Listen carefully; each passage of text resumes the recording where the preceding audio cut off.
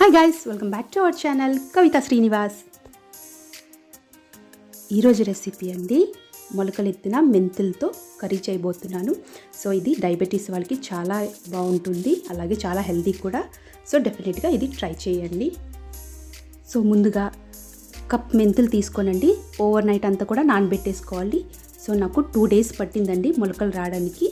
So కొత్త మెంతులు అయితే చక్కగా తొందరగా ఫాస్ట్గా మొలకలు వచ్చేస్తాయి. అదే పాత మెంతులు అయితే మనకి చాలా టైం పడుతుందండి. సో ఎప్పుడు కూడా కొత్త మెంతులే తీసుకోవాలి. ఇప్పుడు స్టవ్ వెలిగించుకొని 3 tablespoon ఆయిల్ వేసుకోవాలి. ఆయిల్ హీట్ ఎక్కిన తర్వాత, బాగా హీట్ ఎక్కాలండి. హీట్ ఎక్కిన తర్వాత ఈ కప్ మొలకలు వచ్చిన మెంతులు యాడ్ చేసుకొని చక్కగా ఫ్రై చేసుకోవాలి. మెంతులండి నానబెట్టినప్పుడే కాస్తంత చేదంతా పోతుంది, అలాగే మొలకలు వచ్చిన తర్వాత ఇంకాస్త చేదు తగ్గిపోతుంది. సో ఇప్పుడు 1 teaspoon వాము వేసుకోవాలండి. వాము మెంతులు మంచి ఫ్లేవర్ వస్తుంది. సో ఒక 5 నిమిషాల వరకు ఇలా ఆయిల్లో ఫ్రై చేసుకోవాలండి. ఇప్పుడు 2 పచ్చిమిర్చి అలాగే 2 ఎండుమిర్చి యాడ్ చేసుకోవాలి. అలాగే కాస్తంత కరివేపాకు కూడా వేసుకోవాలి.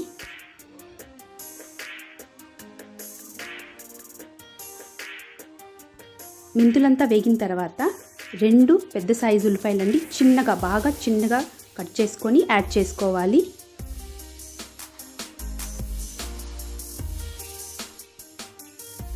మీడియం ఫ్లేమ్ పెట్టి చక్కగా ఫ్రై చేసుకోవాలండి.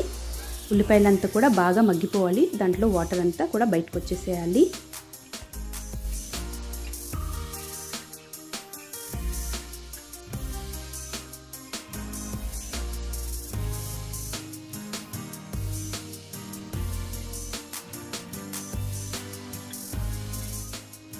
ఒకసారి బాగా కలిపిన తర్వాత ఒక 10 నిమిషాల వరకు మూత పెట్టి సిమ్లోనే ఉడకనివ్వాలండి.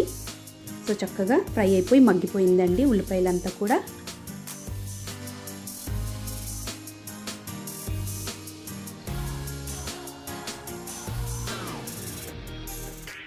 ఇప్పుడు 1 tablespoon అల్లం వెల్లుల్లి పేస్ట్ని యాడ్ చేసుకోవాలి. నేనైతే అల్లం వెల్లుల్లిని దంచి వేసుకున్నానండి. సో 1 teaspoon పసుపు, అలాగే 2 tablespoon కారం పొడి యాడ్ చేసుకోవాలి. ఇప్పుడు మరొకసారి బాగా కలిపేసుకోవాలండి మొత్తం. ఇప్పుడు ఇలా కాసేపు వేగిన తర్వాత 3 పెద్ద సైజ్ టమాటో అండి, బాగా చిన్నగా కట్ చేసుకున్నాను. అలా కట్ చేసి యాడ్ చేసుకోవాలి. అలాగే మన టేస్ట్ తగ్గట్టుగా సాల్ట్ని వేసుకోవాలి.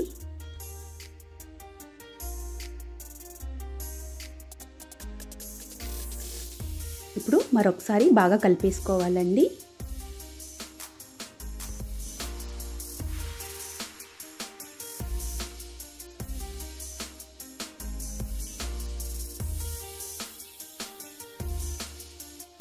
టమాటోస్ యాడ్ చేసిన తర్వాత 15 నిమిషాల వరకు చక్కగా సిమ్లో ఉడకనివ్వాలి.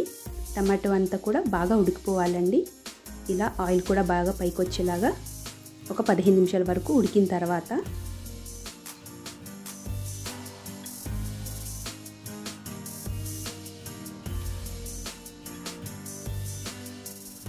ఇప్పుడు చింతపండు వాటర్ని యాడ్ చేసుకోవాలండి. సో నేను 2 పెద్ద సైజు నిమ్మకాయ అంతా చింతపండుని 1 cup వాటర్లో నానబెట్టి ఆ వాటర్ని యాడ్ చేసేసాను. సో పులుసు క్వాంటిటీ బట్టి చింతపండు పులుసుని యాడ్ చేసుకోవచ్చు అండి.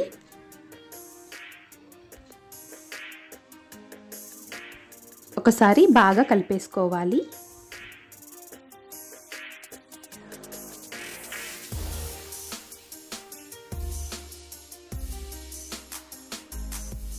కర్రీలో బాయిల్ వచ్చిన తర్వాత సో కొత్తిమీరను కూడా యాడ్ చేసుకోవాలి.